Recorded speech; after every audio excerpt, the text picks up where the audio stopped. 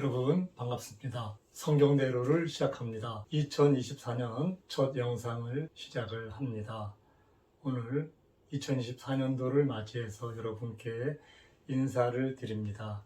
1년 동안 여러분 모두가 하나님 앞에서 원하는 기도의 제목 다 응답받으시기를 바랍니다. 특별히 올 한 해는 하나님 앞에서 모든 것을 감사하는 그런 한 해가 되시기를 바랍니다. 우리가 이 땅을 살아갈 때 이 땅의 삶이 힘들고 어려울 수가 있습니다. 그러나 우리에게는 이 매세보다 영원한 하나님의 나라에 대한 약속을 주셨습니다. 그러니까 감사하는 그런 마음으로 세상을 살았으면 좋겠습니다. 그리고 내 뜻대로 안 되는 것 많이 있습니다. 그럼에도 감사. 첫째, 그러니까 감사. 둘째, 그럼에도 감사.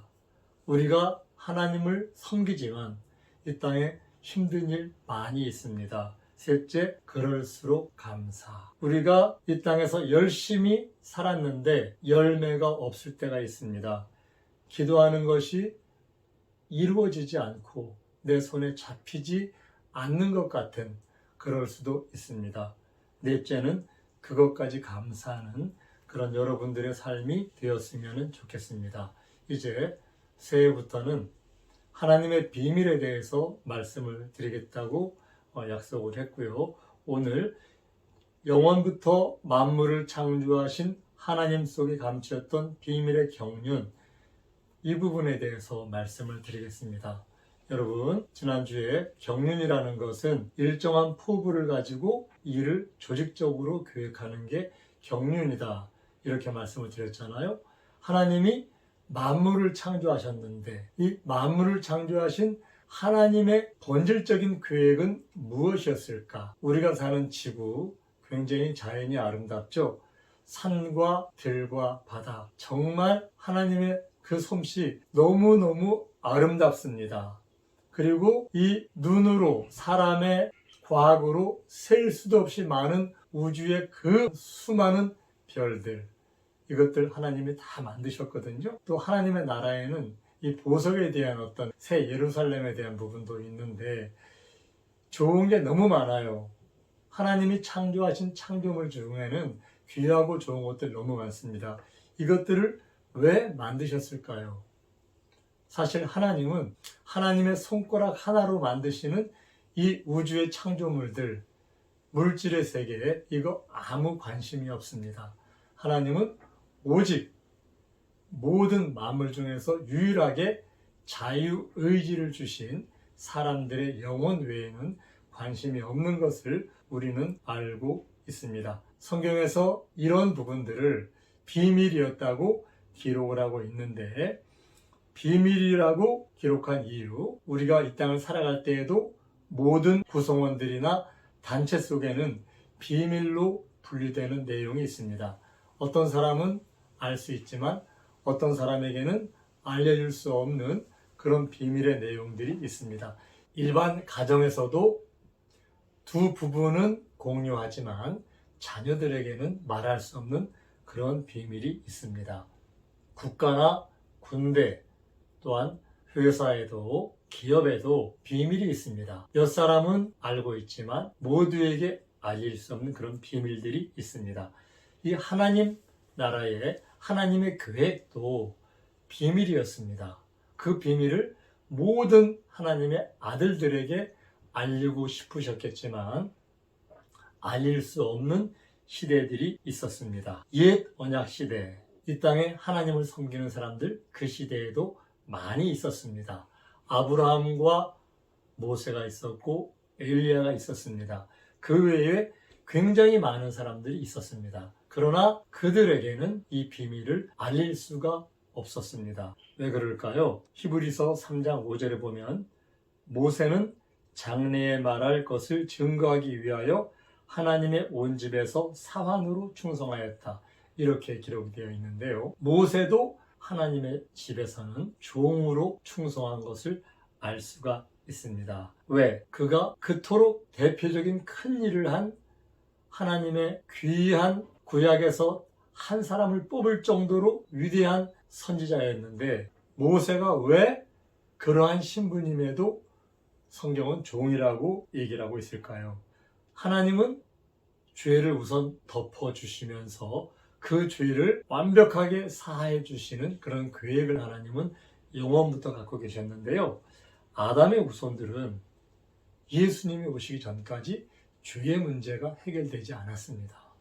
그래서 죄의 문제가 해결되지 않은 사람들은 하나님을 섬기지만 죄의 종입니다. 그 죄의 아비가 누군가요? 바로 사단 마귀가 이 땅을 통치하는 왕이죠.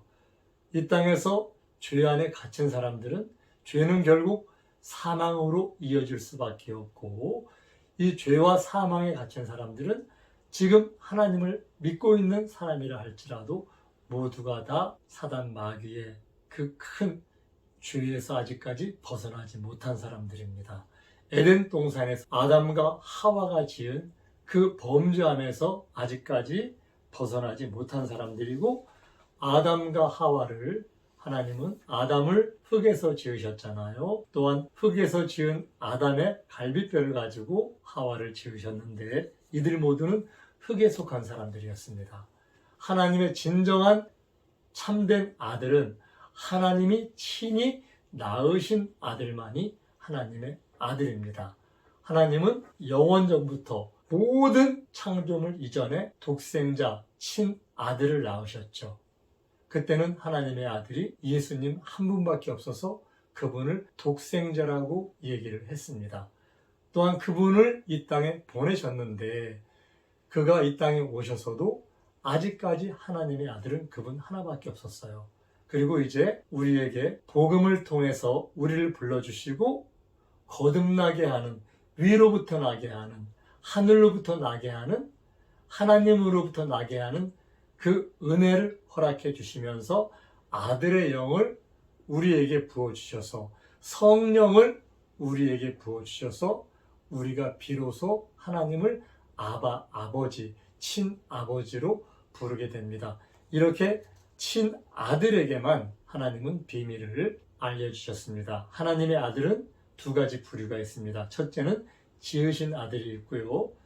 둘째는 낳으신 아들이 있습니다. 하나님은 자신의 손으로 지으신 아들들에게는 이 비밀을 알려주지 않으셨습니다. 설사 천사라 하더라도 욥기 38장에 보면 그 천사들을 하나님의 아들들이다 이렇게 기록을 하고 있는데요. 이 옛 언약 시대에는 천사들이 옛 언약 시대의 사람들보다 더 우월한 그런 위치에 있었습니다. 그러나 이 천사들이 새 언약 시대에는 우리가 하나님의 아들로 다시 태어난 위로부터 난 사람들에게는 우리는 그들을 부리는 그들은 종이라는 것을 성경은 기록하고 있습니다. 그래서 혈육에 속한, 땅에 속한 지음받은 사람들에게는 신분이 너무 낮아서 하나님의 비밀을 알려주실 수가 없습니다. 우리 하나님은 영이시죠. 하나님은 시간과 공간에 제한을 받지 아니하시는 처음과 나중이신 분, 모든 것을 다 아시는 분이세요. 하나님은 영원 전부터 이 땅을 창조하시기 그 이전부터 모든 하나님의 계획, 그 경륜을 가지고 계셨어요. 그 부분에 대해서 지금부터 조금씩 말씀을 드리도록 하겠습니다. 이 하나님의 경륜은 옛 언약 시대에는 나타낼 수 없었지만 새 언약 시대에는 이제 그의 제자들에게, 사도들에게 나타내셨는데 계시를 통해서 나타냈다고 기록을 하고 있습니다. 에베소서 3장에 보면 곧 계시로 내게 비밀을 알게 하신 것은 이렇게 얘기하고 있습니다. 갈라디아서 1장 11절 12절에 보면요, 사도 바울이 내가 전한 복음이 사람의 뜻을 따라 된 것이 아니다 이렇게 얘기하면서, 이는 내가 사람에게 받은 것이 아니고 배운 것도 아니고 오직 예수 그리스도의 계시로 말미암은 것이다 이렇게 얘기를 합니다. 이 복음도 예수님의 계시를 통해서 사도 바울은 직접 예수님께 받고 배웠다 이렇게 얘기를 하고 있습니다. 이 모든 구약시대에 알려줄 수 없었던 그 하나님의 비밀들을 하나님은 이 사도들에게 계시를 통해서 알려주는 것을 알 수가 있습니다. 에베소서 3장 9절에 보면요, 이방인들이 복음으로 말미암아 그리스도 예수 안에서 함께 후사가 되고 함께 지체가 되고 함께 약속에 참여하는 자가 되는 것, 이것이 바로 바울에게 알려준 영원부터 만물을 창조하신 하나님 속에 감추었던 그 비밀의 경륜이라고 기록을 하고 있습니다. 옛 언약 시대에는 이방인들에게는 구원이 없었습니다. 에베소서 2장에 보면요, 이방인들, 할례 받지 않은 사람들, 무할례당, 이들에게는 하나님도 없고 약속도 없고 소망도 없는 자들이었다, 이렇게 얘기를 하고 있습니다.